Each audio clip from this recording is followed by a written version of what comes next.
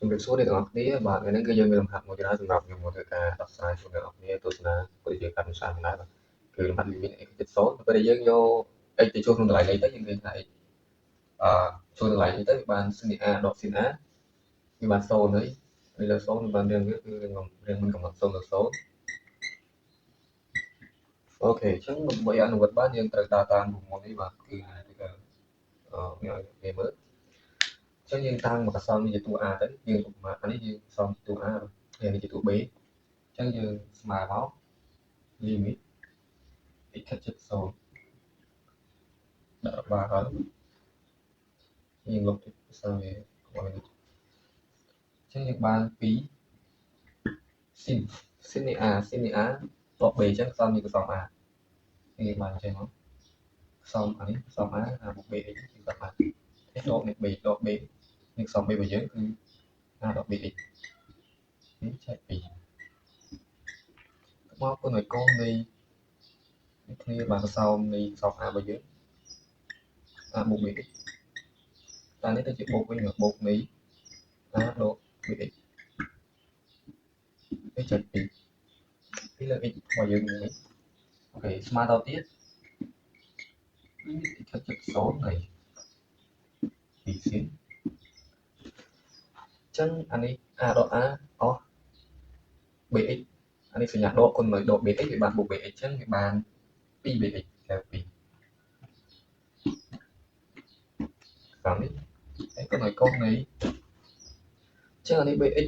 បូកឲ្យដកនេះ bx វាអស់នៅតែ a ទេ a បូក a វាបាន 2a 2បាទអូខេខ្ញុំសូមលុបអាមុននេះតិចទៅដោយសារតែវាអស់ space បាទលើ x ស្មើនៃស្មើ limit x ជិត0 2c អានេះយើង202ទៅវានៅតែ sin bx គុណដោយកូននៃ202នេះនៅកូន a ហើយលើ x អូខេចឹងនៅមើលប្លែកមើលតិចទៀតខ្ញុំមានដើម្បីនិយាយឡើយបាទយើងខ្ញុំសូមលុបឲ្យសូមតបអីទៅដើម្បីដាក់អ្នកមានសួរមើលយើងដាក់ limit នៃ x ខិតជិត0នេះដាក់2កូន a ក្នុងមុខចឹងមកអូ2កូន a 2កូន a ហើយ sin bx នៅលើ x អូខេ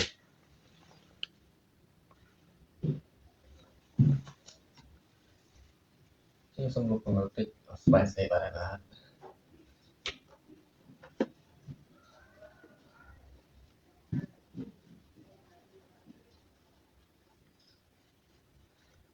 យើងស្មើ limit របស់យើងមក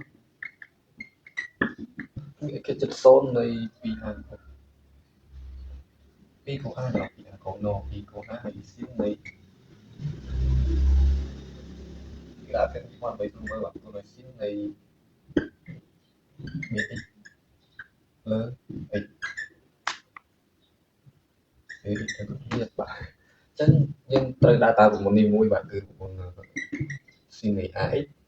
លើ ax ស្មើ1អញ្ចឹងយើងសេរីវាមកដោយសារ sin bx នៅក្រោមមាន x ហើយយើងថែម b នៅក្រោមអញ្ចឹងវាដូចគ្នាណាយើងត្រូវគុណ b គេវិញអូខេអញ្ចឹងស្មើមកអានេះកសោនេះគឺស្មើ1បាត់ហើយគឺស្មើ1អញ្ចឹងវានៅតែ2វាបាន2គុណដោយ b ហើយកូន a បាទនេះជាចម្លើយបាទមកនេះមើលទៅវានឹងនិយាយដោយសារតែហើយមួយដោយសារយើងវាខ្សោយ space ហើយទៅវាឃើញរឿងជាប់គ្នាវាអាចពិបាកមើលតែបើយើងពិនិត្យមើលព្យាយាមមើលទៅវាអត់មានអីបាក់យល់ទេយើងដើរតាមរូបមន្តធម្មតា